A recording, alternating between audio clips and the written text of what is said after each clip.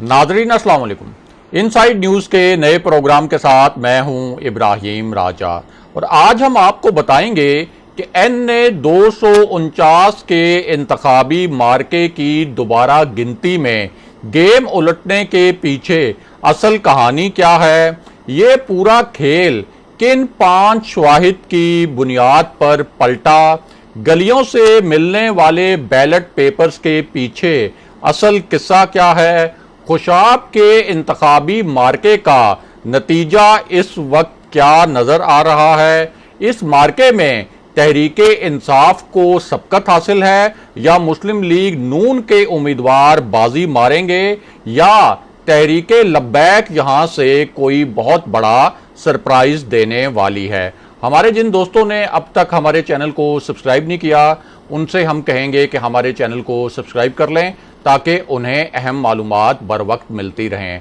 अब वापस आते हैं आज के मौजू पर, यानी NA 249 का जो इंतखाबी मार्का था और उसका जो नतीजा आया उसकी रीकाउंटिंग के मामले में किस तरह से पूरी गेम उलट कर रह गई। तो सबसे पहले आपको बताएं कि इलेक्शन कमीशन में जब NA 249 के मामले पर समाअत हुई तो वहां किस नोयत की गर्मा गर्म बहस हुई और कौन किस पर बहुत गुस्से में नजर आया। तो मामला यह है कि जब ये समाअत शुरू हुई तो सबसे पहले मुस्तफ़ा कमाल के जो वकील हैं वो इस समाअत के दौरान आन टपके, यानी मुस्तफ़ा कमाल का तो बज़ाहिर ये कोई मामला लग ही नहीं रहा था क्योंकि ये तनाज़ा जो था बुनियादी तौर पर मुस्लिम लीग नून और पीपल्स पार्टी के दरमियान था और बाद में जो PTI के कैंडिडेट हैं उन्होंने भी इस हवाले से दरख्वास्त दी थी कि वहाँ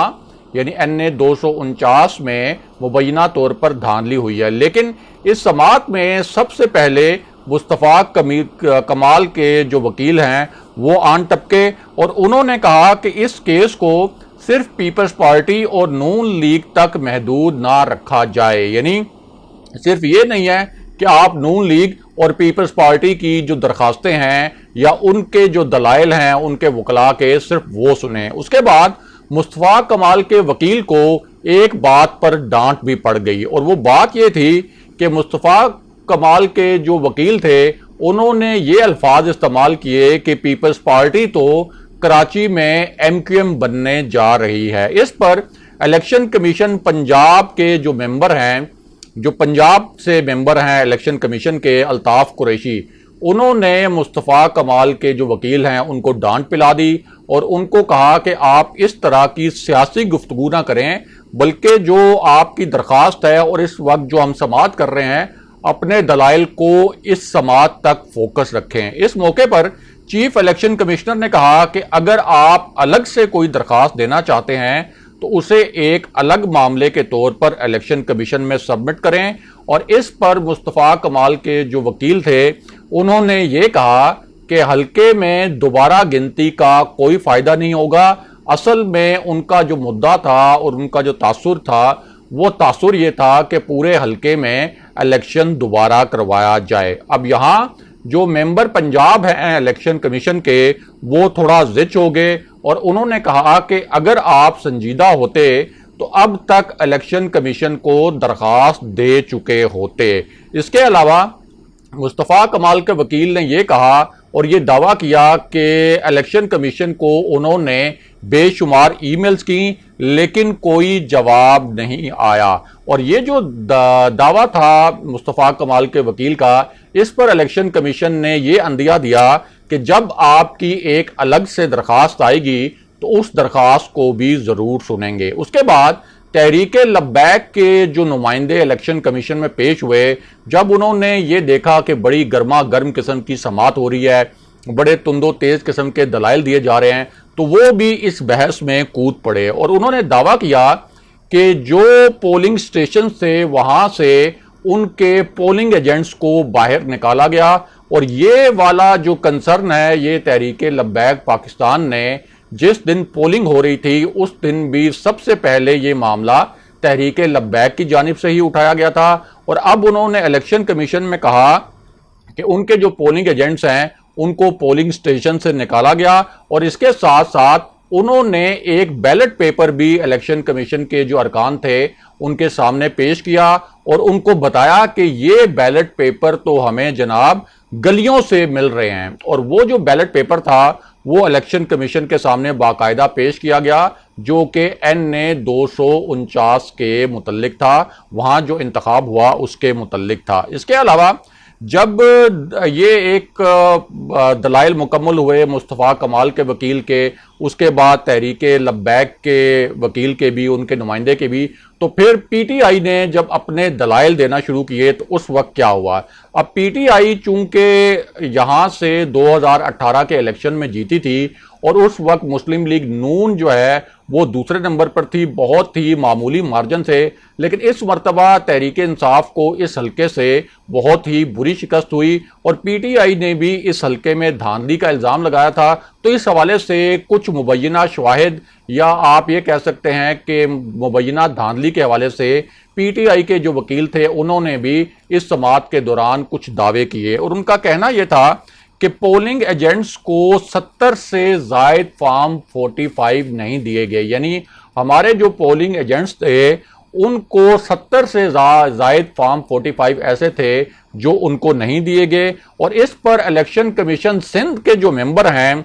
उन्होंने ये सवाल किया कि ये भी तो मुमकिन है कि आपके जो पोलिंग एजेंट्स हैं उन्होंने फॉर्म 45 पर साइन ही ना किए हों। अब ये जो जवाब था इलेक्शन कमीशन के मेंबर सिंध की जानिब से, ये PTI के वकील के लिए कुछ हैरानकुन था और उन्होंने कहा कि जनाब ये कैसे मुमकिन है कि 70 से जायद लोग जो हैं वो फॉर्म 45 पर दस्तखत ना करें, ये तो टेक्निकली पॉसिबल नहीं लगता। तो जो हमारा आर्गूमेंट है कि 70 से जायद फॉर्म 45 पर दस्तखत नहीं हुए वो बड़ा वैलिड है। उसके बाद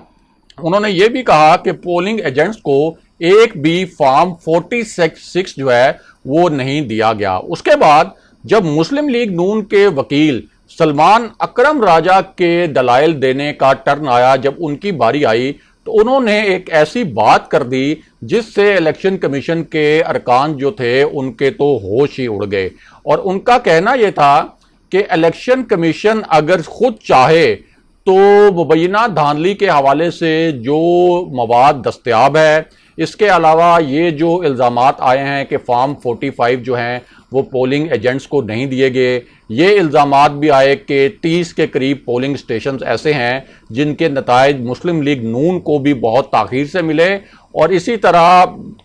जो तहरीक लब्बैक पाकिस्तान और PTI के जो उम्मीदवार हैं उन्होंने भी इसी किस्म की शिकायतें की। तो उनका तासुर ये था कि इलेक्शन कमीशन जो है वो पूरे हल्के में दोबारा इंतखाब का हुक्म दे सकता है। ये जो सारा मुबैना धांधली के मुतल्लिक मुबैना शवाहिद और जो दस्तयाब मवाद वहाँ पे मौजूद है। अब इस पर इलेक्शन कमीशन के जो मेंबर पंजाब हैं उन्होंने कहा कि हमारे पास तो फिलहाल इस किस्म की दरख्वास्त थी नहीं कि पूरे हल्के में इलेक्शन करवाया जाए, तो आप अपनी जो इस्तदा है उसको सिर्फ जो है वो दोबारा गिनती तक ही महदूद रखें। अब इस पर सलमान अकरम राजा ने कहा कि ठीक है, फिलहाल उन्होंने लफ्ज़ इस्तेमाल किया कि फिलहाल हम अपनी जो दरख्वास्त है उसको दोबारा गिनती तक ही महदूद रख रहे हैं। यानी उन्होंने एक तासुर दिया कि बाद में मुस्लिम लीग नून जो है वो पूरे हल्के में भी गिनती की दरख्वास्त, पूरे हल्के में रीपोलिंग की दरख्वास्त भी जो है वो दे सकती है, यानी पूरे हल्के में दोबारा इलेक्शन की दरख्वास्त भी दे सकती है। अब उसके बाद इलेक्शन कमीशन ने क्या फैसला किया वो भी आपको बताते हैं और साथ ही आपको मुख्तसरन ये भी बताते हैं कि खुशाब का जो इंतखाबी मार्का है और जिस इंतखाबी मार्के को कराची के बाद सबसे अहम इंतखाबी मार्का और सबसे अहम इंतखाबी जंग करार दिया जा रहा है, वहाँ असल में ग्राउंड पर क्या हो रहा है और क्या वहाँ से तहरीक इंसाफ के उम्मीदवार के जीतने का इम्कान है या मुस्लिम लीग नून वहाँ पर बाजी मारेगी। इसी तरह वहाँ जो एक सरप्राइजिंग फैक्टर है तहरीक लब्बैक पाकिस्तान का, वो सरप्राइजिंग फैक्टर जो है वो किस तरह से परफॉर्म करता नजर आ रहा है। तो आपको बताएं कि ये जो मार्का है इसमें 8 उम्मीदवारों के दरमियान मुकाबला है इनमें पीटीआई के अली हुसैन, नून लीग के मलिक मुअज्जम कल्लू और पीपल्स पार्टी के गुलाम हबीब अहमद शामिल हैं। इसके अलावा अमजद रजा, औरंगजेब, इमरान हैदर, अलियास खान और कुछ दीगर उम्मीदवार भी इस वक्त ये जो मार्का है इसमें किस्मत आजमाई कर रहे हैं। और ये जो नशिस्त है हल्का पीपी 84 खुशाब जो है, ये नून लीग के जो उम्मीदवार थे, जो विनिंग कैंडिडेट थे मलिक वारिस कल्लू, उनके इंतकाल के बाद ये खाली हुई थी। और 2018 का जो इलेक्शन था उस इलेक्शन में नून लीग के जो उम्मीदवार थे मलिक वारिस कल्लू, उन्होंने यहाँ से 66,000 वोट हासिल किए थे। और जो पीटीआई के उम्मीदवार थे सरदार शुजा, उन्होंने तकरीबन 60,000 वोट हासिल किए थे। इस तरह 6,000 वोटों की बढ़तरी से जो नून लीग के उम्मीदवार थे उस वक्त जीते थे। और इसी इलेक्शन में उस वक्त तहरीक लब्बैक ने 12,000 से जायद वोट लिए थे और सबको हैरान कर दिया था। एक तो अब ये खुशाब वाला मामला हो गया, और दूसरी जानिब NA 249 का जो मामला है इस पर इलेक्शन कमीशन ने जो मिफ्ता इस्माइल की दरखास्त थी दोबारा गिनती करवाने की कि हल्का NA 249 में दोबारा गिनती करवाई जाए, वो दरखास्त मंजूर कर ली है। और मरियम नवाज और मुस्लिम लीग नून की क़यादत ने इसे अपनी फतह करार दिया है। अगले प्रोग्राम तक के लिए खुदा हाफिज।